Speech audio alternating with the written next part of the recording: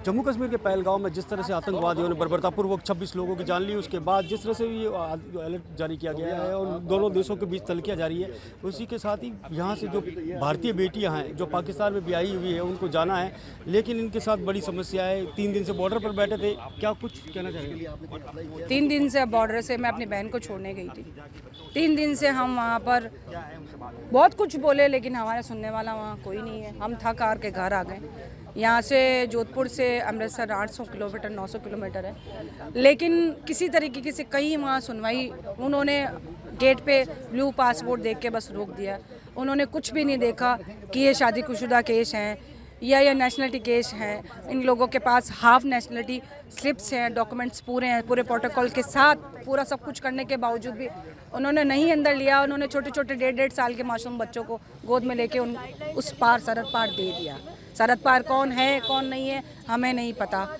हम हर लेवल पे mentally, physically, finance हर level पे परेशान होके घर आ गए। अब मेरी एक ही सरकार से दरख्वास्त है, जहाँ तक भी ये बात जाए कि जो माएँ इधर उधर फंसी हुई है उनको अपने घर लौटा दिया जाए, माओं को बच्चों से मिलवा दिया जाए। जो शौहर, जो बीवियाँ शादियाँ होके आई हुई, जिनके अभी बच्चे नहीं, नई नई शादियाँ हुई, वो भी यहाँ फंसी हुई है। हिंदुस्तान में सब जगह फंसी हुई हैं और पाकिस्तान में भी। दोनों गवर्नमेंट से हम्बली रिक्वेस्ट करती हूँ, प्लीज़ इन माओं को अपने अपने घर भेज दिया जाए। इन माओं को घर भेज दिया जाए। आतंकवादियों के बारे में क्या कहना चाहेंगे, क्योंकि ये जो अमन चैन को खराब कर रहे हैं, ये दोनों भारत और पाकिस्तान एक ही थे और पीढ़ियों से रिश्ते हैं यहाँ पे, पीढ़ियों से है। जो ये तो जो बीच के लोग होते हैं करके निकल जाते हैं। गवर्नमेंट, हमारी गवर्नमेंट और वहाँ की गवर्नमेंट अगर सही भी है तो बीच के लोग उसको धर्म के नाम पे, इसके नाम पे, उसके नाम पे, सारे नाम पर लड़ने ये चाहता है कि बस किसी भी हाल में हिंदुस्तान और पाकिस्तान का बंटवारा हो जाए। करता कोई और है और भुगतता कोई और है। इसके बारे में मैं टेररिस्ट के बारे में कुछ नहीं कहूँगी। क्यों आते हैं, कहाँ से आते हैं, कौन इनको सपोर्ट करता है, ये ऊपर रब जानता है। कोई भी मज़हब, हिंदू, मुसलमान, सिख और ईसाई, कोई भी मज़हब इतनी हिंसा हरगिज़ नहीं। और जो ये कहते हैं मुसलमान पूछ के, हिंदू पूछ के, नाम पूछ के मारा गया, वो मुसलमान हो ही नहीं सकता।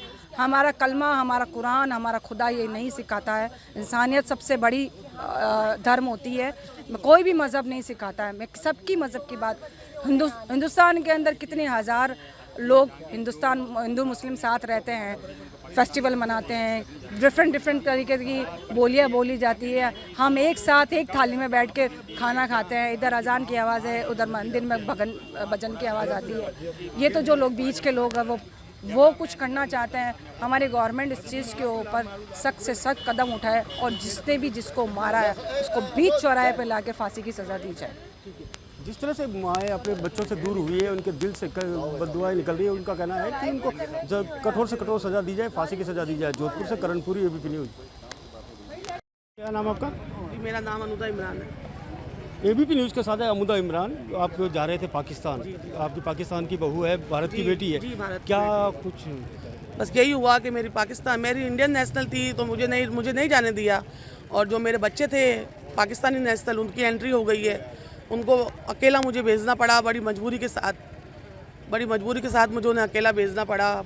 बस यही है, अब अपील यही है सबसे, जो गवर्नमेंट सुन रही है, कि हम जो माएँ जो रुकी हुई है यहाँ पे, जो हमारे बच्चे वहाँ पे हैं, हमारा जाने का इंतजाम करें। बस हमारी यही अपील है, बस अब और कुछ नहीं है। नहीं, ये आपकी अपील है। उसी के साथ ही देखा जाए तो पहलगाम में जैसे हाँ, वो गलत ही हुआ है। वो कोई, हम थोड़ी उसका कर रहे हैं कि वो सही हुआ है। वो चीज़ हुई है, वो गलत ही हुई है। हम लोगों का क्या कसूर है इसके अंदर? बच्चों को माओ से क्यों जुदा किया जा रहा है? उनकी माओ को तो भेजें। गवर्नमेंट ने जुदा किया, डेडलाइन गवर्नमेंट ने चलाई है। हमें उनसे गुजारिश कर रहे हैं यही बात की कि भाई हमें तो जाने दे, माओ को तो बच्चे हमारे बगैर कैसे रहेंगे वहाँ पे? आप बच्चे सोचे, मेरे बच्चे 15 साल की बच्ची है, मेरी बच्ची 16-17 साल की है, एक बड़ी बच्चियाँ मेरी जवान, किस तरह किसके साथ रहेगी वहाँ पे माँ के बगैर? आतंकी घटने के बाद जिस तरह से देखा जा रहा है कि भारत ने आदेश दे दिया था कि कोई भी भारतीय है, वो कोई भी पाकिस्तानी है, वो यहाँ पर नहीं रहे। 24 घंटे का अल्टीमेटम दिया था। उसी के साथ ही जिस तरह से भारतीय महिला जिनकी पाकिस्तान में शादी हो रखी है, वो लोग यहाँ से गए थे, इनको जाने नहीं दिया गया था। आप बताओ, क्या नाम आपका और क्या हो? मेरा नाम अफशीन जहांगीर है और मैं कराची में रहती हूँ। शादी वहाँ हुई हुई मेरी, और जोधपुर मेरा मायका है। मैं अपने मम्मी पापा से मिलने आई थी, अपने बच्चों को छोड़ के आई थी, क्योंकि वो लोग वीज़ा नहीं देते। बच्चे मेरे पाकिस्तानी हैं, तो मेरे हस्बैंड ने बोला कि तुम्हारे पापा की तबीयत ठीक नहीं, तुम मिल के आ जाओ।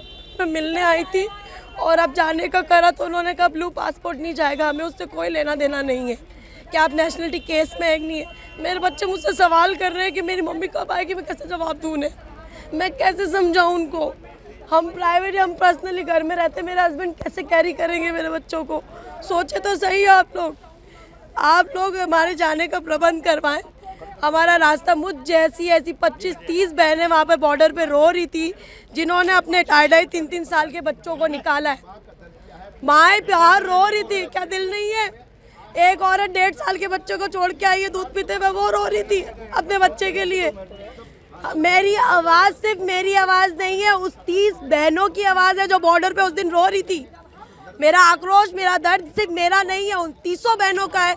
हमारे सबके लिए प्रबंध किया जाए, हमें अपने घर भेजे, ठीक है, हमारे बच्चों के पास भेजे, हमारा असली घर वही है। मैं आपसे हाथ जोड़ के दोनों गवर्नमेंट से विनती करती हूँ कि हमारे निकलने का यहाँ से प्रबंध करें।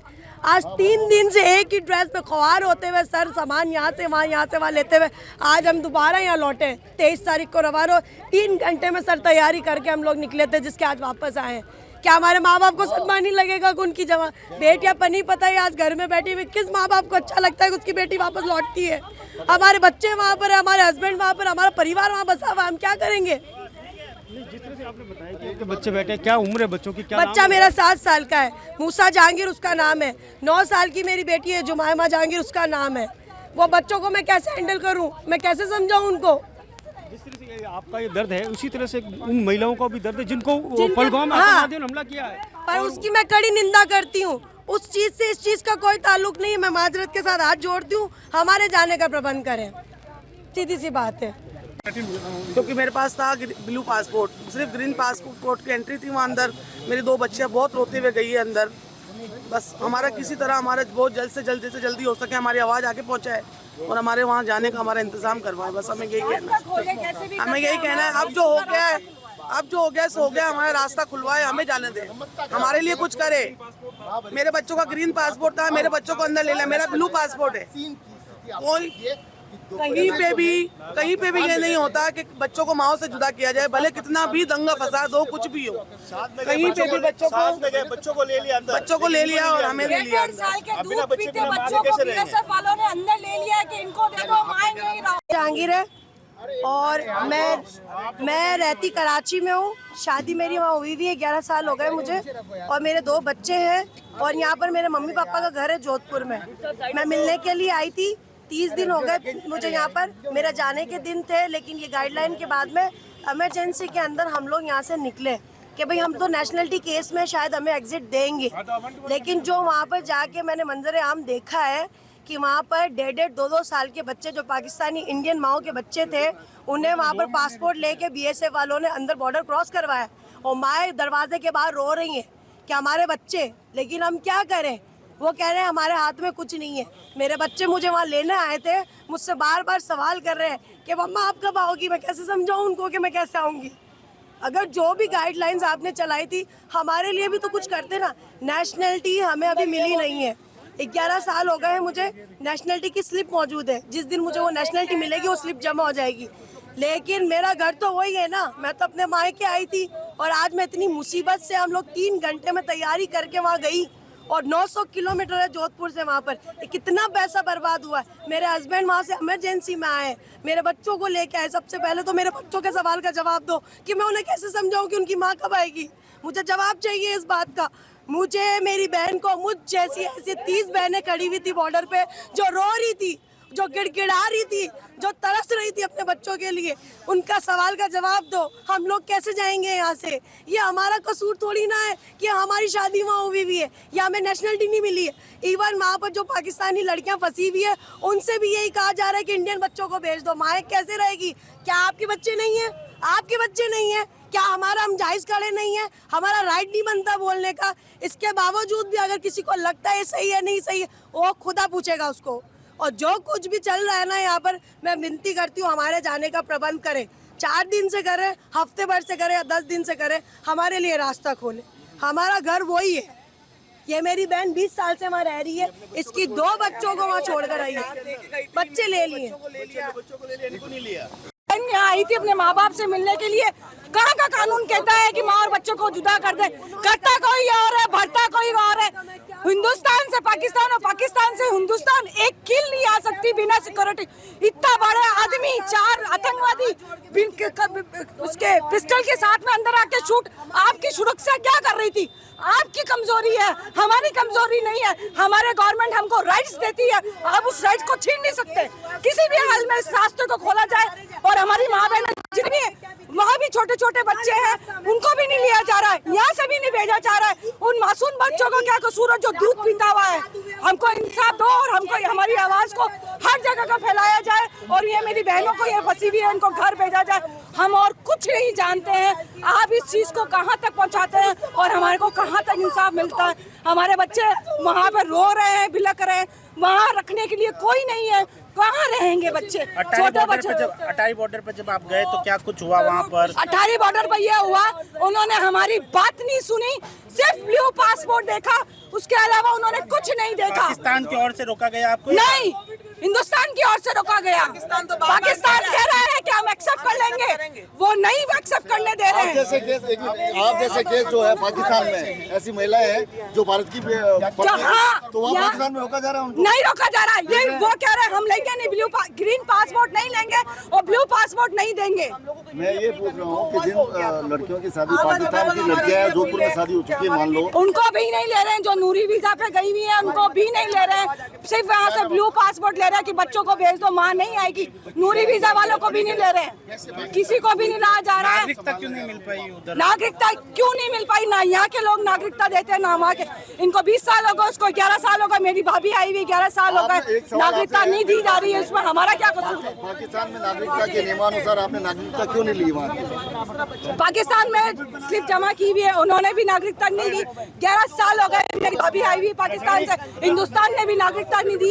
एक बहन आई हुई, उसको 25 साल हो गए, 20-25 साल बाद वो अपने मायके गई है, उसको भी नहीं दी गई नागरिकता। ना यहाँ से नागरिकता दी जाती है ना वहाँ से नागरिकता दी जाती है। 7 साल में रूल्स होते हैं, नागरिकता दे दी जाती है, चाहे वो हिंदुस्तान हो चाहे पाकिस्तान हो, दोनों तरफ से कोई नागरिकता नहीं दी गई। नहीं तो अभी अपने अपने पासपोर्ट पे होते, आराम से आते और आराम से जाते। ये हालात चलते रहेंगे, ये कब सही होंगे ये हमें नहीं पता। ये ऐसे ही चलता रहेगा क्या? इनमें माँ बच्चों का और जो शादी हुई उनका क्या कसूर है? हमारी रिश्तेदारी भी वहाँ की है, यहाँ भी रिश्तेदारी है, इसका क्या सोल्यूशन है हमें नहीं पता। लेकिन फिलहाल हम ये जानते हैं अभी जो फंसी हुई माएँ हैं, इनको इधर भी भेजो, उनको इधर भेजो, अपने बच्चों से अपने परिवारों से मिलवाओ, हम और कुछ नहीं। मेरा नाम नौरीन खान है। For exclusive and insightful videos, subscribe to our new channel ABP Live Premium.